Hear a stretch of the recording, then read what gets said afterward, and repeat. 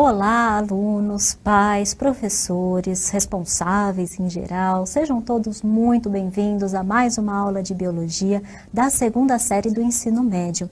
Eu sou a professora Priscila e eu estou hoje aqui com o meu companheiro Giba. Opa, fala nossos estudantes, professores aí queridos, mais uma aula aí de Biologia. Hoje vamos falar de RNA, bacana, hein? É isso aí, Giba, né? Hoje a gente vai falar aí sobre o RNA, a gente vai ver aí as características do RNA. A gente vem numa sequência, né, de aulas, onde a gente está falando aí do material genético. Então, nas nossas últimas aulas, a gente falou a respeito do DNA e das características do DNA. A gente falou a respeito do processo de replicação, né? E na nossa última aula, justamente, a gente fez exercícios, né, Giba? Sim.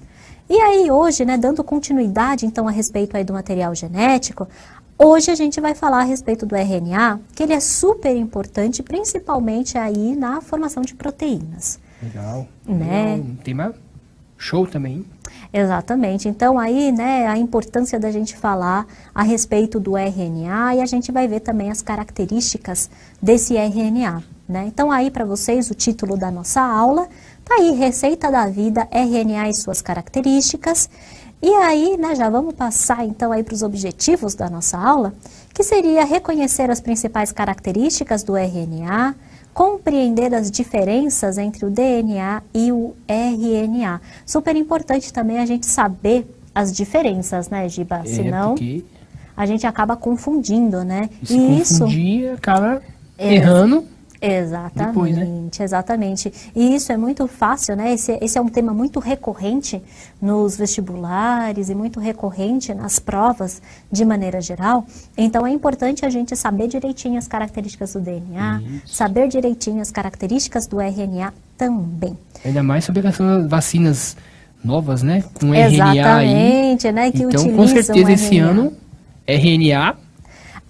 vai estar bombando nas provas, né? Exatamente. Então, olha só, gente, né? Então, para vocês aí, né? Então, como acompanhar as nossas aulas? Isso já é de praxe, a gente sempre fala que para acompanhar as nossas aulas, então, o ideal seria a identificação da aula com data e título no seu caderno, as anotações da nossa aula, né, as dúvidas, aquilo que você acha mais legal, mais importante e, né, para você solucionar essas dúvidas também com o seu professor aí na escola, que é super apto para responder qualquer questão. Né? E aí também, gente, né, super importante a resolução das atividades, porque aí você consegue identificar em que parte do conteúdo está a sua dúvida, né, Giba? Isso é importante. Tirar as dúvidas, né? Não deixem acumular as dúvidas, muito importante nossos estudantes. Né? Não deixe acumular dúvidas. Tirem as dúvidas com nossos professores aí que estão em plantão com a gente, que aí avança, né? Exatamente, e aí você consegue avançar dentro do nosso conteúdo. Ainda mais agora o conteúdo do terceiro bimestre, do segundo ano, ele é bem denso, tem bastante coisa, tem bastante processo, tem muitos pormenores, né? Então é importante que vocês solucionem as dúvidas para vocês conseguirem acompanhar as nossas aulas, ok? E aí, gente, né? Então vamos ver aí o que a gente vai aprender hoje? Então tá aí para vocês, a gente vai ver as principais características do RNA, a gente vai ver alguns tipos de RNA e algumas diferenças entre o DNA e o RNA. Que isso, né, são uma das coisas que abordam bastante, principalmente nos exames externos que os nossos alunos fazem. Então isso é algo que aborda bastante, né? E aí a gente vai ter depois uma sequência de aulas a respeito do RNA, onde a gente vai ver alguns processos que esse RNA é super importante, né? Que eles participam de alguns processos, principalmente da formação de proteínas. E a gente vai ver aí depois numa sequência como que isso acontece. Ok, gente? E aí, né, vamos lá então para a nossa primeira interação. Então, olha só, né, para você aí que está estudando, né, a respeito do material genético, o que é o RNA, hein, Giba? O que será, vamos hein? ver nossos estudantes. Com certeza, nossos estudantes em biologia, você sabe como é que é, né? Eles são fantásticos. Acertam Exato. tudo que você solicita, eles acertam. Sim, eles são super antenados, eles sabem a respeito dos nossos conteúdos, eles são fantásticos, né? Então aí para você na nossa interação, um minutinho, o que é o RNA e a gente já volta.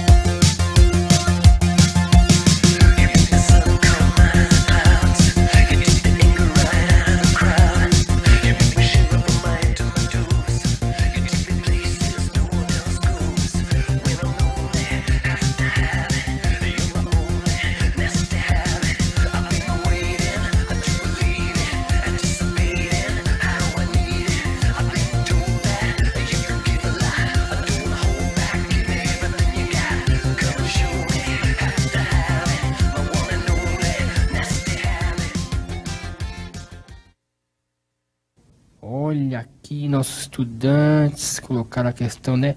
O DNA, né? Tem a ver com ribonucleito, professora? Opa, tem super a ver, hein? Questão de formação de proteínas, formada a partir do DNA. Legal, muito hein? bom. Olha, os nossos estudantes, bacana, eles estão estudantes aí, você vê que eles estão afiados. Né? Show, hein? É isso aí, né, professor? É isso aí, né? Então, como sempre, os nossos estudantes aí, eles estão super afiados, estão super conectados com a matéria, e é justamente isso, né? Então, quando a gente fala de RNA, a gente tem que lembrar que o RNA, então, ele é um polímero linear, que ele é composto aí por 4 diferentes tipos de subunidades nucleotídicas, que estão unidas entre si por ligações fosfodiéster. Então, vamos, né, solucionar tudo isso daí. Então, olha só, né? Quando a gente fala no RNA, ele sim é formado a partir do DNA, tá correto o que vocês colocaram. Ele é sim, ele tem uma diferenciação na sua pentose, então ele é o que a gente considera um ribonucleico, então ele tem uma diferenciação na pentose, e ele é ligado, né, para formar o RNA, assim como se forma o DNA, você tem ali ligações fosfodiéster. Então, como está mostrando ali na chave, né, no colchete ali como está mostrando, a ligação fosfodiéster seria justamente ali a ligação entre o grupo fosfato e o meu carbono. Então, se vocês lembrarem, olha só, vou aqui de novo no nosso nucleotídeo, né? Então, se vocês lembrarem aqui, olha, gente, o nosso nucleotídeo tá aqui para vocês. Opa, aí, agora sim, ficou melhor. Então, se vocês lembrarem aqui o nosso nucleotídeo, eu tenho aqui, olha, eu vou dar uma viradinha só para vocês verem melhor. Então, aqui eu tenho o grupo fosfato, que tá aqui de verde.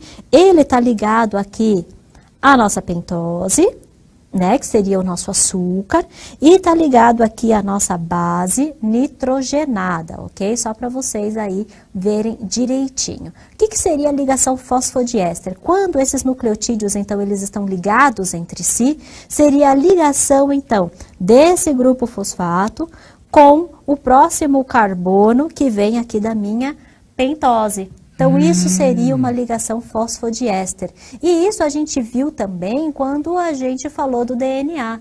Então, o RNA ele não difere nessa característica porque a ligação fosfodiéster ela é comum tanto no DNA quanto no RNA, porque isso é a sua composição.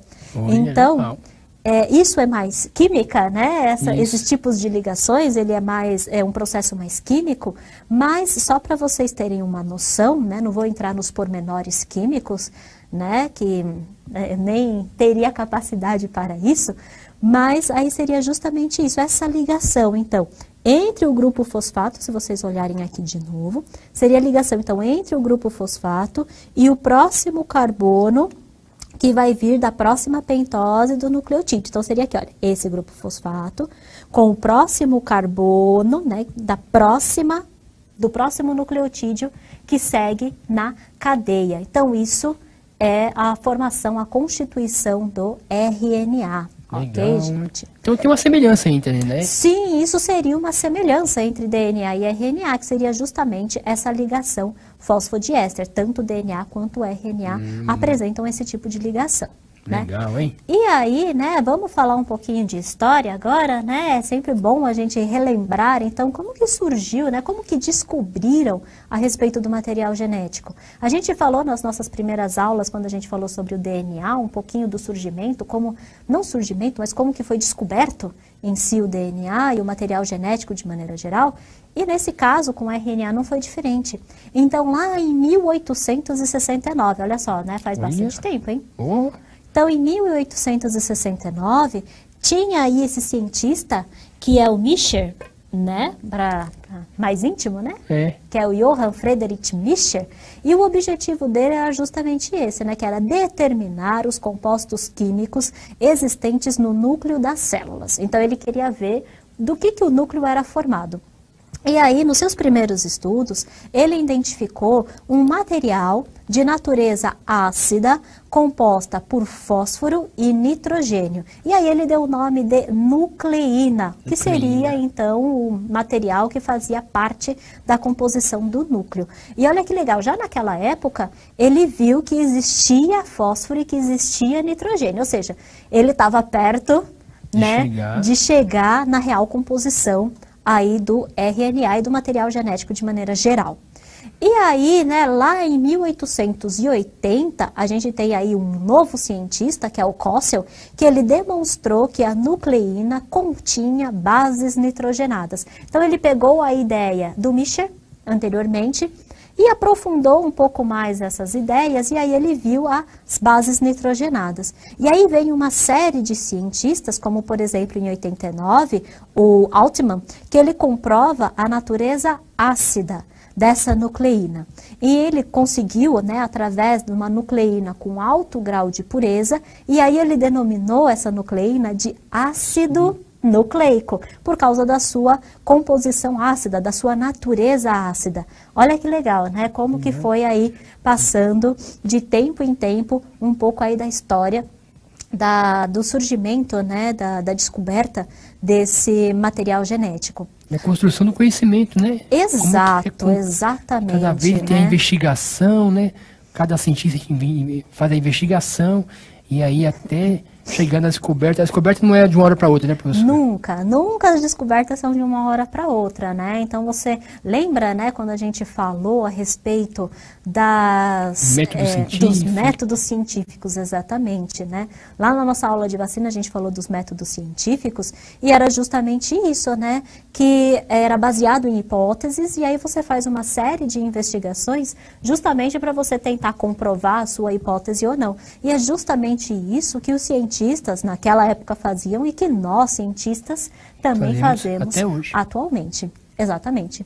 E aí, depois do Altman, com a descoberta dessa composição, dessa estrutura ácida, e que ele deu o nome aí de ácido nucleico, vieram uma série de cientistas e uma série de investigações onde eles viram aí a descoberta das 4 bases nitrogenadas.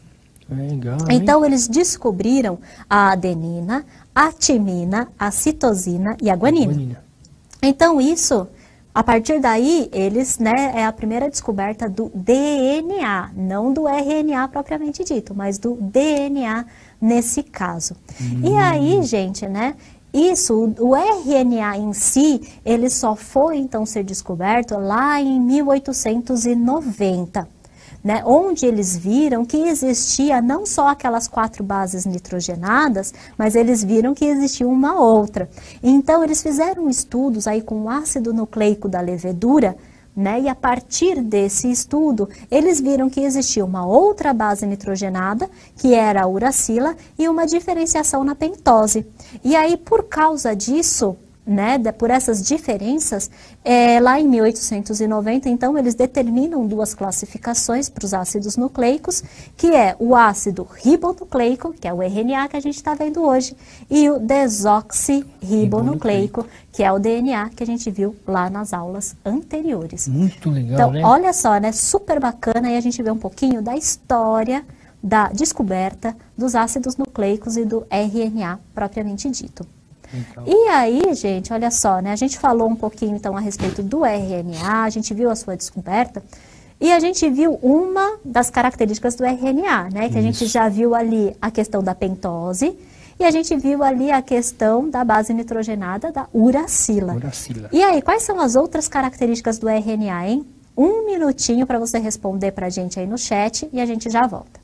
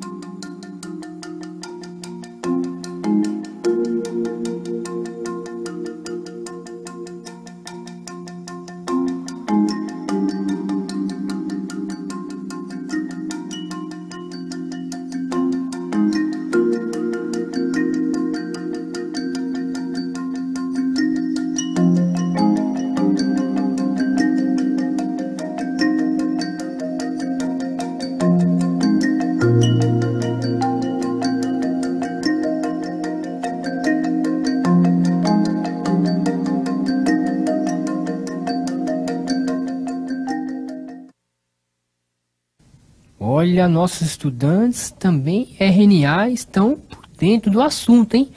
Nossos estudantes aqui na nossa escola, com nossos professores, comentou aqui, né? A questão da uracila, a presença da uracila. Opa!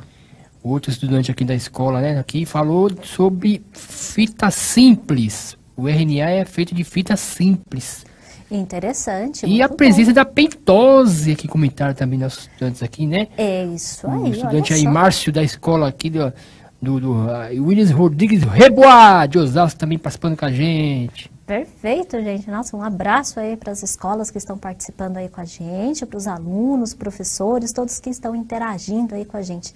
E é justamente isso, né? Como sempre, os nossos alunos, eles são ótimos, são fantásticos, é isso aí.